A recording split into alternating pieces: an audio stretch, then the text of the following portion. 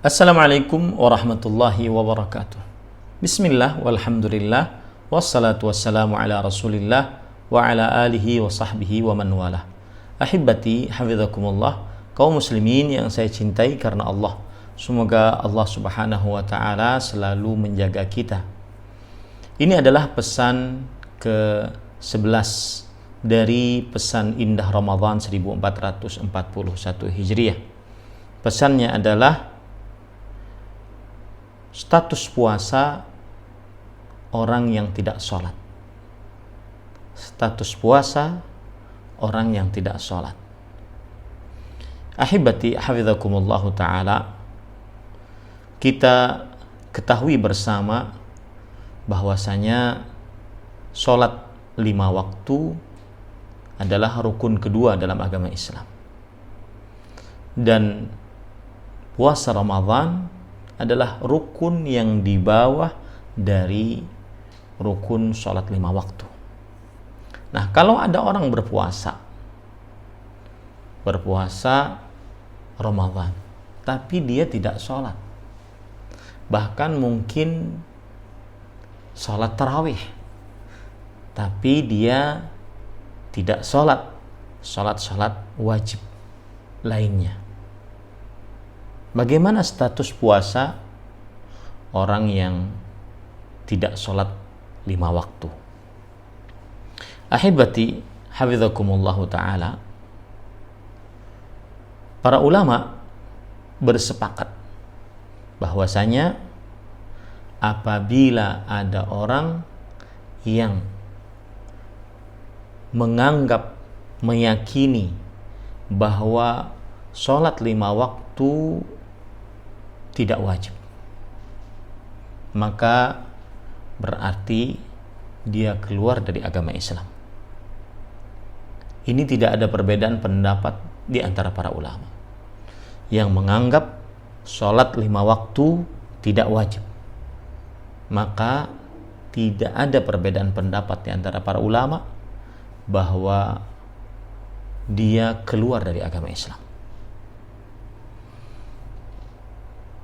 Terjadi perbedaan pendapat di antara para ulama dalam perkara kalau ada seorang muslim baligh, berakal, terlepas dari haid dan nifas, tetapi dia meninggalkan sholat 5 waktu karena malas, maka terjadi perbedaan pendapat di antara para ulama. Imam Abu Hanifah berpendapat bahwa dia tidak kufur, tetapi dia dikurung sampai dia mau sholat. Imam Malik dan Imam Asy-Syafi'i rahimahumullah mengatakan dia juga tidak kufur, akan tetapi dibunuh dengan hukum had karena dia tidak sholat. Kalau dia sholat, maka tidak jadi dibunuh. Adapun yang masyhur dari mazhab Imam Ahmad rahimahullah, bahwasanya dia adalah kekufuran dan dibunuh karena murtad. Ahibati hafizakumullah ta'ala, wallahu alam, saya lebih condong kepada pendapat Imam Ahmad rahimahullah, bahwasanya yang meninggalkan sholat karena malas, padahal dia seorang muslim yang wajib sholat, muslim berakal, baligh, terlepas dari haid dan nifas, tapi dia tinggalkan sholat karena malas, maka dia keluar dari agama Islam. Hal ini berdasarkan beberapa hadis sahih, di antaranya riwayat Imam Muslim, inna bainar rajuli wa bainal kufri awis syirki tarkus salah. Sesungguhnya antara seseorang dengan kesyirikan dan kekufuran meninggalkan salat. Artinya kalau sudah meninggalkan sholat tidak ada lagi jarak antara seseorang dengan kesyirikan dan kekufuran. Begitu juga dalam hadis riwayat Imam Ahmad, Imam Abu Dawud, Imam An-Nasai, Imam At-Tirmidzi, bahwa Nabi Muhammad sallallahu alaihi wasallam bersabda, "Al-'ahdu alladhi bainana wa bainahumus shalah. Faman tarakaha faqad kafar." Perjanjian antara kami kaum muslimin dan mereka kaum kafirin adalah perihal salat. Siapa yang meninggalkan salat, maka sungguh dia telah kafir. Dan ini yang dipahami oleh para salafus saleh. Seperti misalkan Umar bin Khattab radhiyallahu anhu berkata, "La hadza fil Islam liman tarakas salah." Tidak ada bagian sama sekali dalam Islam bagi siapa yang meninggalkan salat. Begitu juga perkataan dari Abdullah bin Syaqiq rahimahullah, seorang tabi'i. Beliau menceritakan pendapatnya para sahabat. Kana ashabu Rasulillah sallallahu alaihi wasallam la yarawna minal a'mali syai'an tarkuhu kufrun illa as-salah. Adalah para sahabat Nabi radhiyallahu anhum sallallahu alaihi wasallam tidak menganggap dari amalan-amalan apapun yang meninggalkannya adalah sebuah kekufuran kecuali sholat. Ahibati hafizakumullah ta'ala, jujur beberapa tahun yang lalu ketika kita berbicara tentang masalah ini, saya sering diumpat, dicaci, dimaki. Suka banget mengkufurkan orang, suka banget menyesatkan orang, suka banget mengeluarkan orang dari Islam. Padahal yang saya sebutkan adalah perkataan para ulama. Padahal yang saya sebutkan adalah hadis dari Rasul sallallahu alaihi wasallam, perkataan para sahabat. Tapi bagi pendakwah itu adalah resiko. Kalau seandainya tidak ingin dicaci, dimaki, keluar dari jalan dakwah. Nah, ahibati hafizakumullah, ketika kita mengambil pendapat bahwa yang meninggalkan sholat 5 waktu yang wajib, kemudian dia berpuasa pada bulan Ramadan, yang meninggalkan sholat 5 waktu yang wajib berarti dia kafir, sebagaimana yang kita kuatkan pendapatnya, pendapat Imam Ahmad.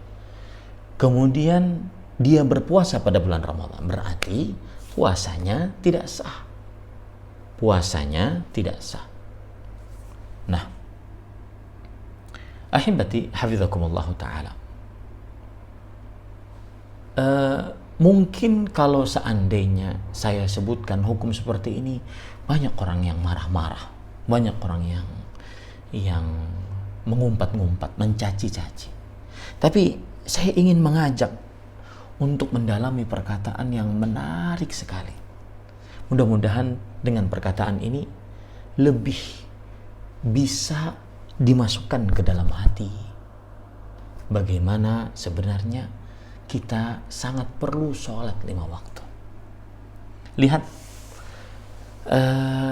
disebutkan di dalam kitab At-Targhib wa Tarhib perkataan Abdullah bin Abbas radhiyallahu anhu.